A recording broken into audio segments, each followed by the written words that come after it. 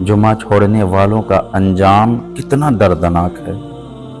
حدیث پاک میں ہے، حضرت ابن عباس رضی اللہ تعالیٰ عنہ سے ایک ایسے شخص کے بارے میں پوچھا گیا جو دن کو روزہ رکھتا ہے، رات بھر عبادت میں لگا رہتا ہے، لیکن جمعہ کی نماز نہیں پڑھتا، تو حضرت ابن عباس رضی اللہ تعالیٰ عنہ نے ارشاد فرمایا، ایسا شخص جہنم میں ہوگا۔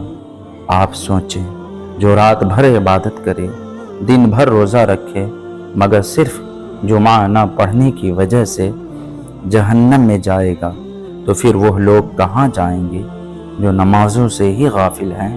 اپنے حال پر رحم کریں، جمعہ کی نماز نہ چھوڑیں، آپ رب کی عبادت کریں۔ اللہ نے عبادت کے لیے ہی پیدا کیا۔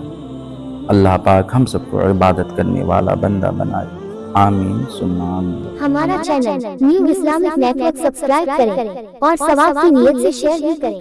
شکریہ۔